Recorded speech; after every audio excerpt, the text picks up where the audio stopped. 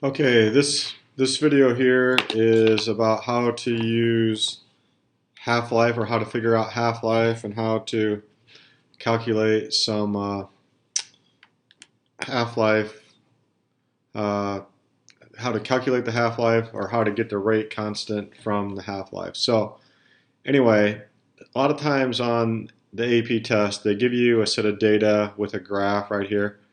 And it said the student proposes that the rate law is rate equals k, and then it has a compound in brackets, okay? And so this with the exponent not being there, we know that that's 1, so why is it first order? Okay, well, if you look at the curve, like we talked about in the last video, if it was 0 order, the concentration over time would be a straight line down, and it's not. So this is either going to be first or second order. So then you can look at the graph here, and you can see that the time it takes for half of the concentration to be cut in half, so you can see here to here, that's 10 hours. You can also see from 0.05 to 0.0250, which is again cut in half, that's also 10 hours. So the time it takes for a concentration to be cut in half, that's called the half-life. And if the half-life is the same uh, throughout the data, that means it's first order because a first order rate law follows like the traditional half-life formula. So explain how the data support the student's proposed rate law. Well, you should say something about that. It has a consistent, you would say something about it has a consistent half-life. All right, so the half-life is the same all the way through the data. You can see here 20 to 30, the half-life is the amount gets cut in half. It takes the same amount of time to cut it in half every time. All right, so that's how you can tell. Okay, then number 2 says using the proposed rate law and the student's results, determine the value of the rate constant k, include units with your answer. So I inserted this right here. These are the formulas that you would get on the test, or it's on the formula sheet. And one thing, if you know it's first order, this right here is the half-life equation, but it's only for first order reactions. You can only use this for first order. Okay? You could also use this first order rate law, and you know it's the first order rate law because it comes first on the test, okay? Or on the formula sheet. This would be a rate law for a second order, this one right here. But anyway, it's just easiest to use this right here. So anyway, we know that the half-life, if you look up here, the time it takes for it to be cut in half is consistently 10 hours. So we can use this formula. Time 1/2 is going to equal 0.693 over k. And then we can put in the time 1/2 is 10 hours. All right, and then that's going to be equal to 0.693 over k. And then we have to switch the k and the 10 hours around. And so we end up dividing 0.693 divided by that there. And let's see, that's going to equal 0.0693. And the units, the hours now, are going to be on the bottom, so it's hours to the -1. If they're assuming that you're estimating on this time right here, I guess maybe you should only have 2, 3, I don't know. I'm not sure how many significant digits, but anyway, that's how that would go right there. All right. Okay, now let's look at another type of a problem right here. So it's kind of similar. Okay, now in this one, they tell you that the reaction is first order. Then it says explain how the data in the table are consistent with the first order reaction. Well, if you notice here, they have the pressure, and the pressure can also, for gases anyway, can be considered like a concentration.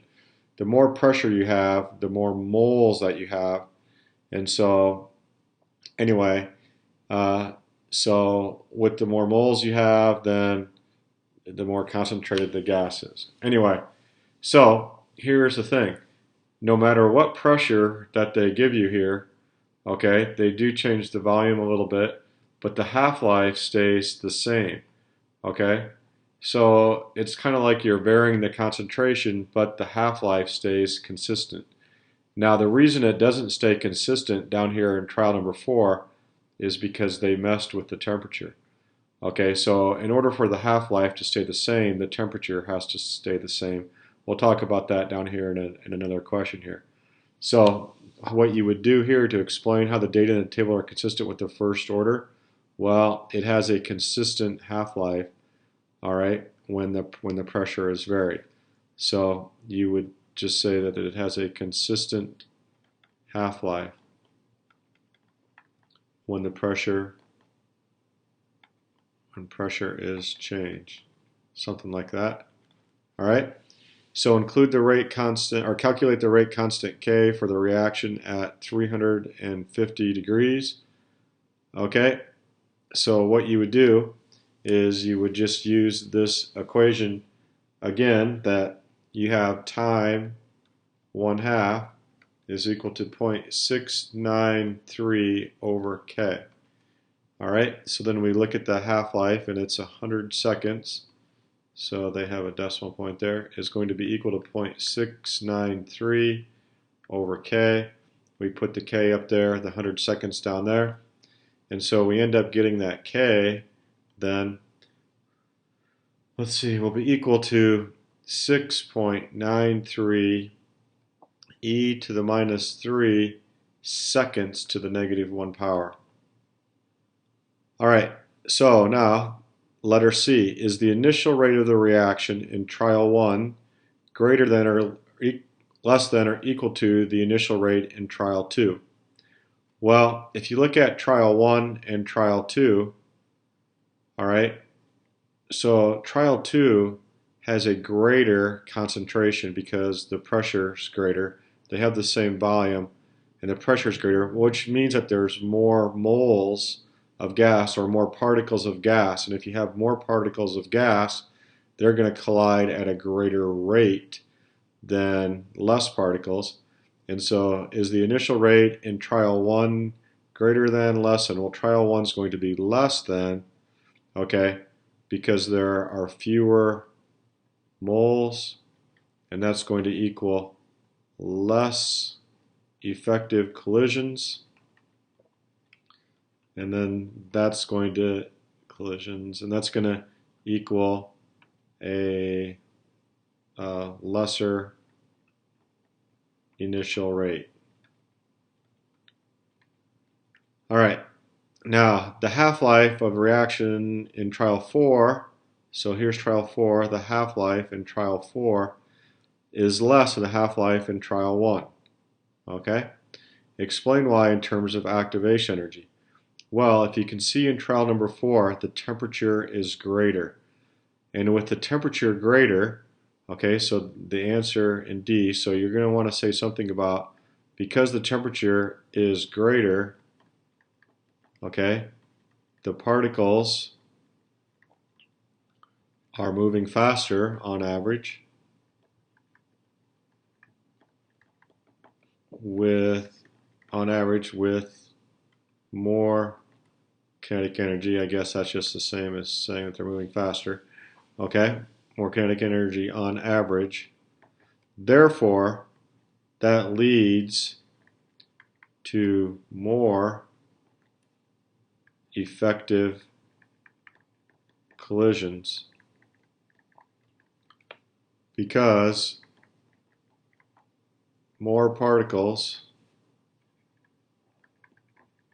oops, I don't know what I did there, more particles, let me go back to the pen here.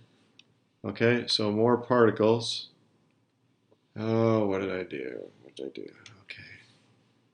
so more particles, all right, will have enough collisions